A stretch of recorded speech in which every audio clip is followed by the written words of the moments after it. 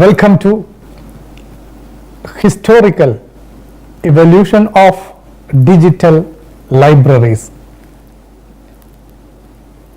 Digital is a concept introduced with the computers since its invention. The data or materials stored in computers are in digital form. When we trace the history of this digital form, we reach very close to the invention of computers. Libraries in olden age was built with buildings and with collections. So from the physical existence of a library, over a period of 5 to 6 decades time, the library is liberated from the four walls and moved towards the concept of digital libraries. So let us see how this concept of digital libraries after the invention of computer is evolved. Historical evolution of digital libraries has not been linear. The digital library is an eclectic science. Its contribution for evolution of digital libraries have come from several disciplines leading to multiple conception of digital libraries. History of digital libraries, therefore, is the history of variety of different types of information systems and technologies that have been considered as digital libraries or their precursors. Information systems and technologies are very heterogeneous in their objectives and its scope and functionalities. As such, the evolution does not follow a single path. In short, information systems described in this module are still practiced in one form or another using newer technological solutions. So let us look back the period when computers and microprocessor technology, which is the basic foundation of computer, has started. As you are aware, there was a second world war in 1940s, and when any world war is in process or happening, generally new invention will not be noticed or will not be announced. Similarly, the computer has to wait in its lab till 1946. World War entered in 44-45. After that, each invention has come to limelight.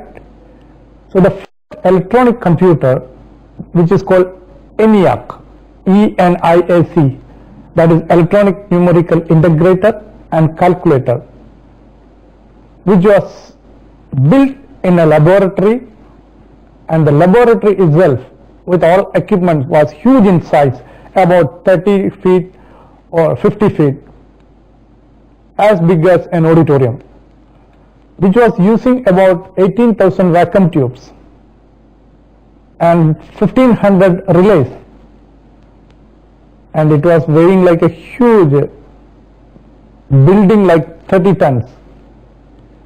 But this was the history of computers, the huge size, magnitude of computer, and people has to move from one device to another to make a small calculation. This was invented by John Moseley and Presper Eckert. After ENIAC in 1946, the next year 1947, the next version, advanced form of electronic computer, that is EDVAC, electronic discrete variable automatic computer is invented. There were 6,000 vacuum tubes, 12,000 diodes, and it almost consumed 65 kilowatt of power, which was also weighing very huge, about 7,850 kilograms. All this happened because vacuum tubes are very, very big in size. The first for making it small, or the attempt to make it small, was done in laboratory, Bell Laboratory, where in 1947 transistors were invented. Transistors are small in size compared to vacuum tubes. Transistor decrease the size of the computer, and at the same time the speed and capacity of your computer is increased by using transistors. Now the next computer was UNIVAC, which stands for Universal Automatic Computer, and this is treated as the first commercially launched computer. The other computers which I mentioned, ENIAC and EDUAC, was only in lab, but UNIVAC was commercially available. This used the transistors, and which was really compact in size when compared to the distributed vacuum tubes in EDUAC and ENIAC, and it was used as United States Bureau of the Census in 1951, and commercially it was used up to 63. This was also designed by Eckert and John Moseley. In 1958,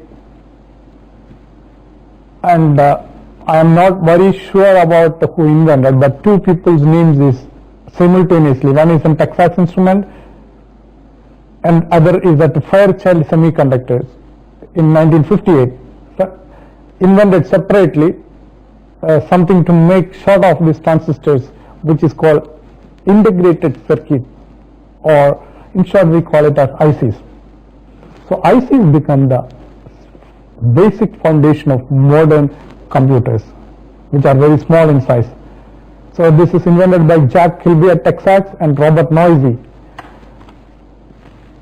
This microprocessor has our integrated chips, circuits, given birth to microprocessor, Intel 8080A processor, which was introduced in 1974. And if you look at that 46 to 66, 56, 66, 76, 30 years it was, or the challenge was before computer was the size. And Intel introduced its 8080 processor. This becomes the single chip microprocessor, all microprocessor integrated into one. And it uses 8-bit microprocessor single chip. And this Intel at that time it is called 8080, a number. Since then, various microprocessors, that research was going on to make it more compatible and increase the speed.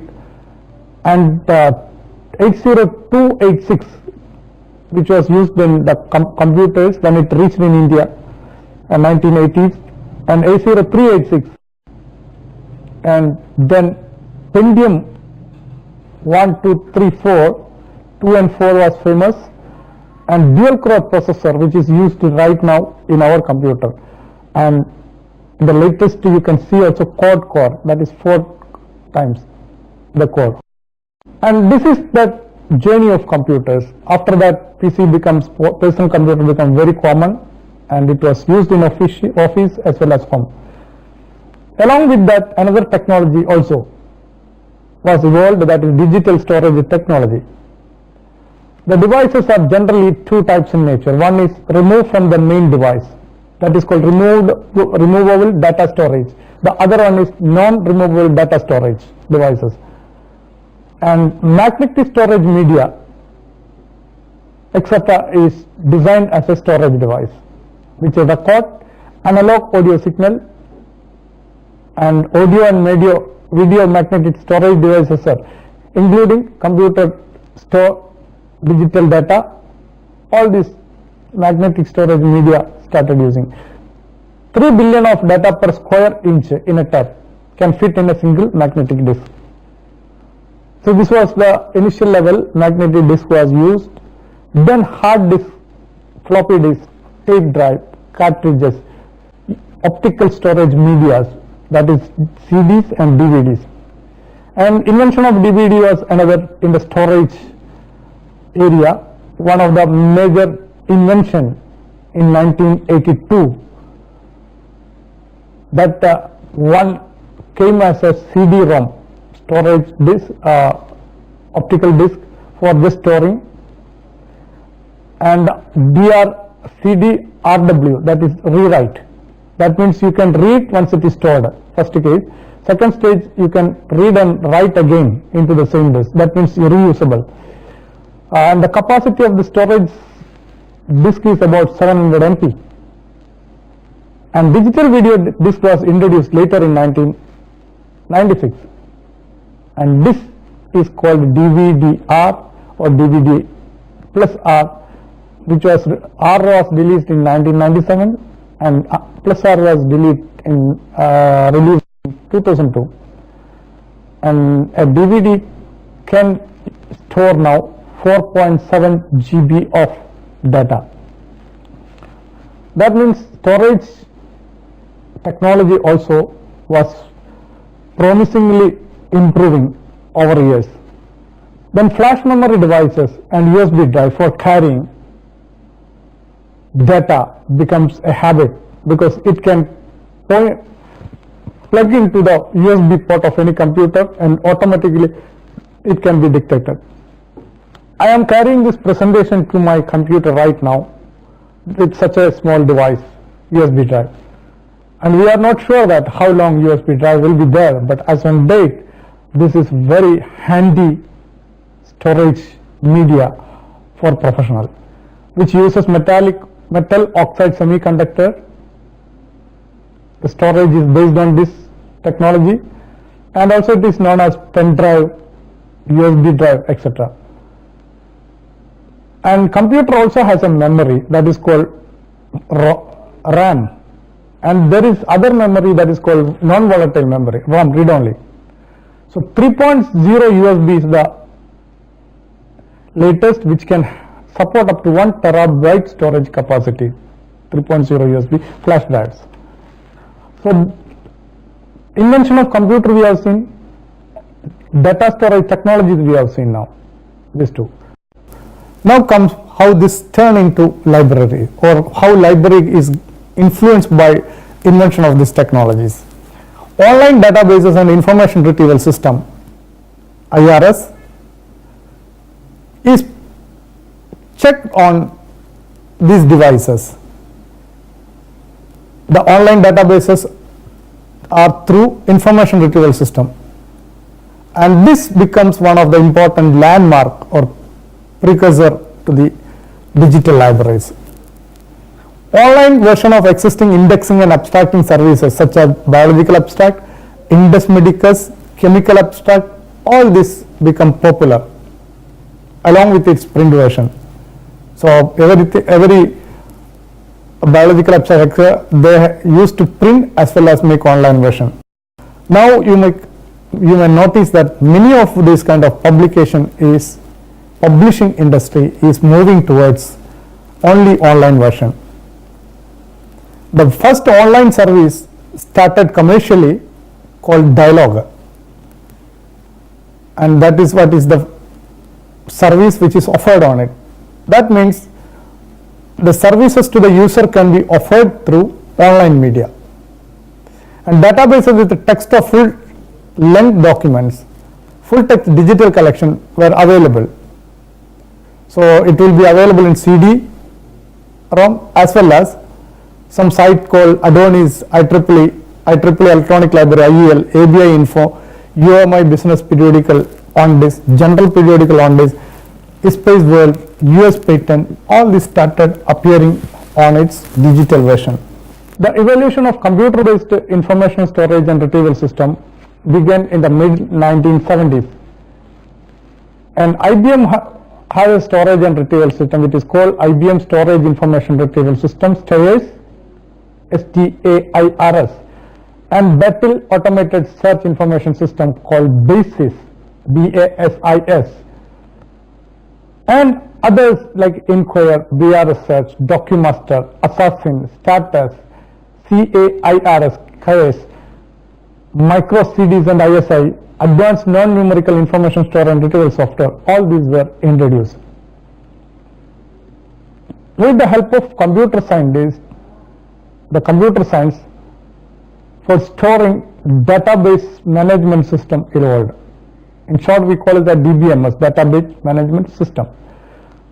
And example of such systems are Ingress in our desktop Microsoft Access, MS SQL Server, MS Fox Pro, MySQL, an open source software of DBMS, NoSQL, very latest, Oracle, PostgreSQL, SQLite, MongoDB, Crescenda.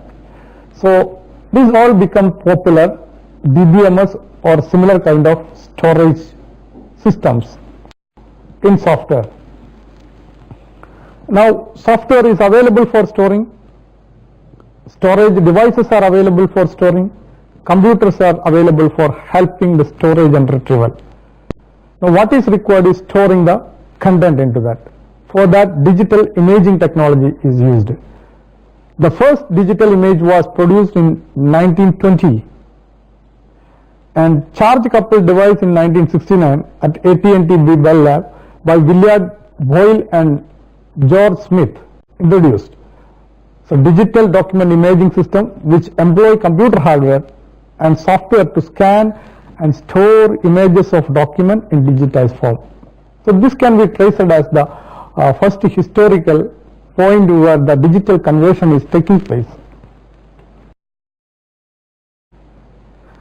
Once you have the digital content in soft copy, as I mentioned in the last slide, which uses computer hardware and software to scan and store images of document in digital format, this content is uploaded into a server which is called IR, Institutional Repository. And institutional repositories service providers are to harvest metadata from growing number of other IRs. So we can create our own institutional repository IR. We can also harvest metadata from other IRs. This becomes a major catalytic initiative movement. IRs are very popular in the modern library. And if we look at which is the best solution for creation of digital library, create an IR for your institute to start with. And this also has standard software to do that. OAI compliant open source software for IRS like DSBase or ePrint or Fedora, Greenstone, GSDL. All this software came to support the institutional repository building. And publishers' response to IR was good. Now for sharing we need to use a different technology. We have server with the digital content, and sharing, if you are following an international standard called OAI-PMH, that means our software should be compliant to OAI-PMH, Open Archive Initiative Protocol on Metadata Harvesting. This is considered one of the major initiatives that proved as catalyst to growth of the IR. Harvesting different IRs becomes a habit for professional to mine data, and this protocol provides OAI-PMH an interoperability framework based on the harvesting of metadata, or OAI-PMH defines a simple set of metadata that can be facilitate federated resource discovery. Number of services were launched to harvest metadata from growing number of institutional repository. For example, Cross Archive Searching Service, ARC, launched by Old Dominion University in 2000. It is the year 2000, the search service is launched, and Oyster launched by the University of Michigan Libraries. Digital Library Production Services in 2002, and Google Scholar in 2004. I am sure that you are using Google Scholar for your research needs. So this is how it is evolved. And when we are talking about 2004, we started about talking about Google Scholar as a single portal which can provide different articles to the user in open access mode. I just mentioned that the content can be shared with others, and whether you should charge a fee or not, that was a question philosophically asked in this model. There came one of the landmarking movement called Open Access Movement. In 2002, Budapest Open Access Initiative launched Open Society Institute. In 2002, again, Project Romeo and Project Sherpa launched for open access. 3. Mandating deposition of articles by faculty in open access repository in the University of Southampton.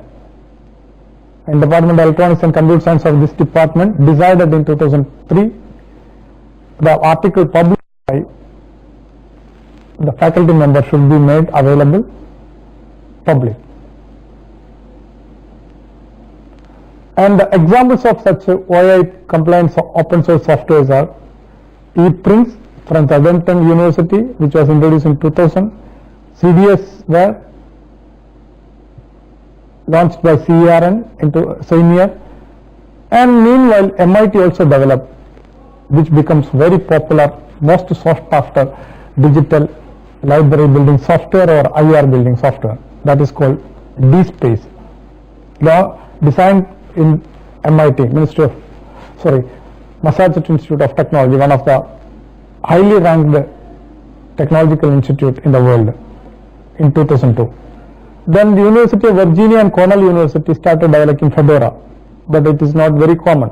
So what is the use of all this software? The software help you to preserve and share the digital content and indexing, storing, etc. So publishers' policy on self-archiving also got changed. So all these years we have seen that the technology has taken a leap, jump towards progress. Meanwhile, the internet technology is introduced in 1969. 4 universities connected their network each other, and which was developed as ARPANET later. This happened in the same year when man landed in moon, 1969. So internet was invented when there was a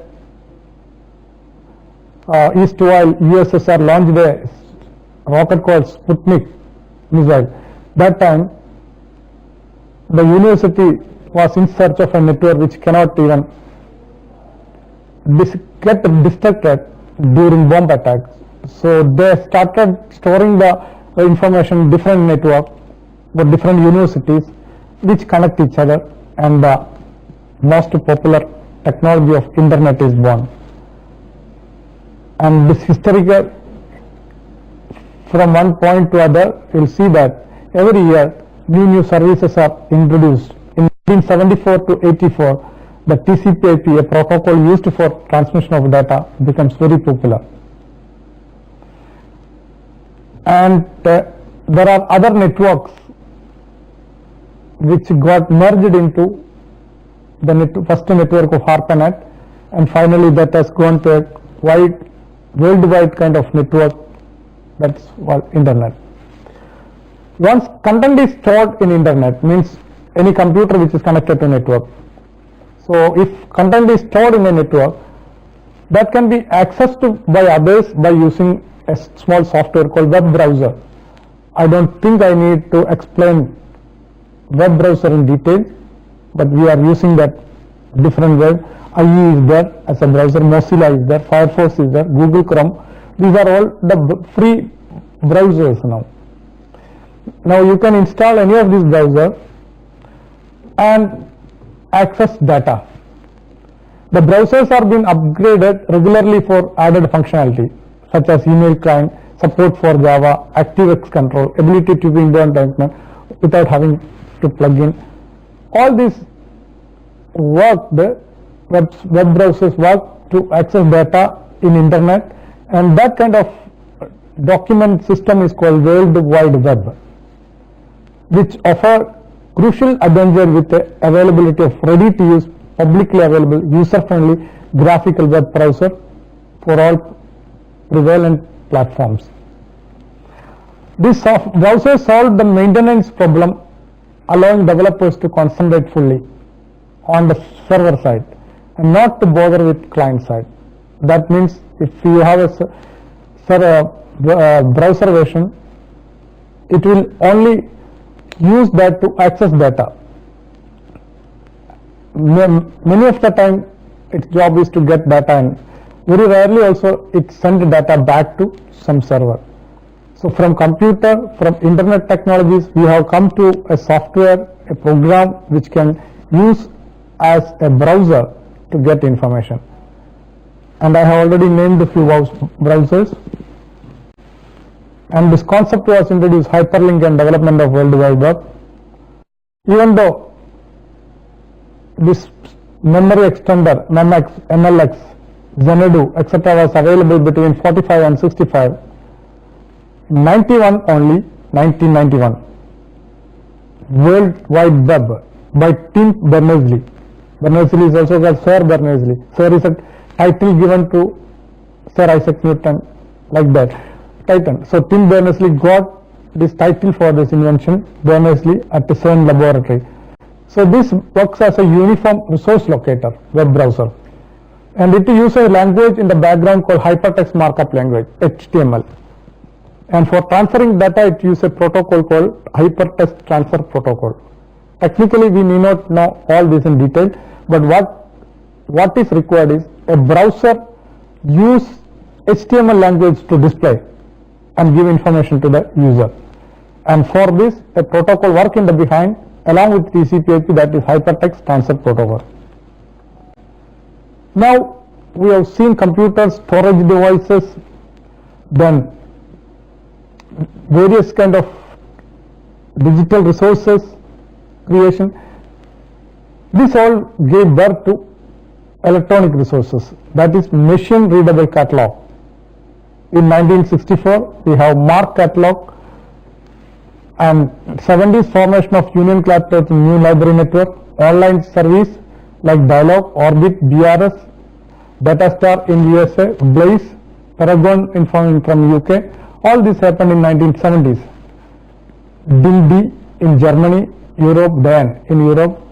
All these are information resources as well as electronic resources, as well as the connector which they declare to connect with each other. Now bibliographic and full text database on CD-ROM was supplied in 1980s.